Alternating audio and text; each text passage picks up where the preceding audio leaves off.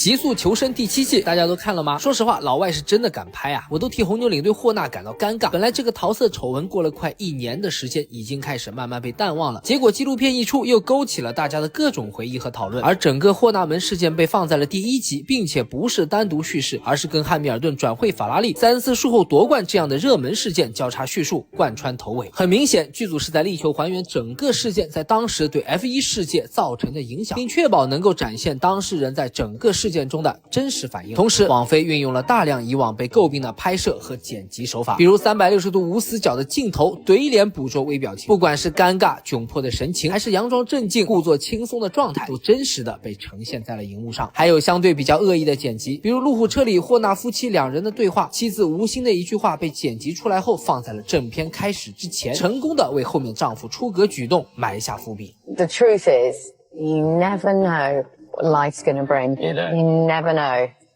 Yeah. 还有扎克布朗在新闻发布会时提出调查透明化的诉求时，第一时间跳切到不知道什么时候捕捉的霍纳抿嘴唇的小动作，以彰显这位红牛领队处于舆论漩涡中心时内心的不安。Want or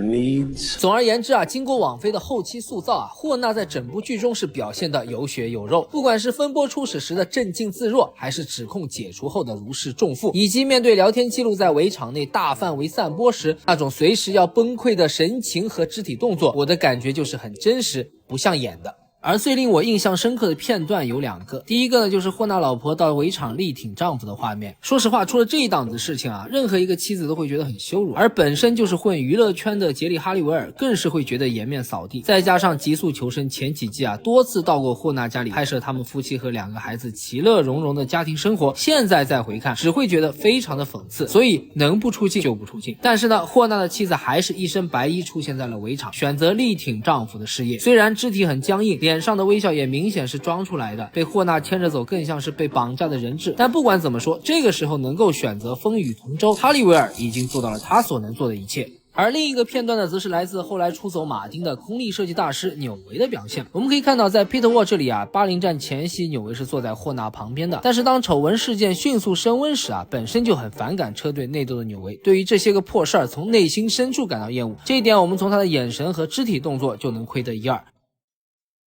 而到了塞恩斯夺冠的比赛，能够发现纽维已经没有坐在霍纳旁边了，所以空力大师离队啊，其实早有征兆。当然还有一些其他的镜头啊，马尔科接受采访，老维斯塔潘的冷漠，泰国红牛实际控制者的到场支持，霍纳事件里前后牵扯的 NPC 啊，几乎都有了。但是很遗憾，毕竟是一部 F1 新赛季的预热片，不是红牛领队性骚扰的专题节目，很多东西啊只能点到为止。到底是谁在幕后主使了这一切？最后内部又是达成了怎样的协议来维持车队的平衡？40多分钟的剧集里没能给我们答案。而霍纳事件究竟会对红牛车队和 F1 围场的格局产生怎样的影响，在后面的剧集中已经有了详细的介绍，这里就不剧透了。下周25赛季即将开赛，郑老师也在紧锣密鼓的制作视频中。如果你对某个 F1 人物感兴趣，评论区留言告诉我吧。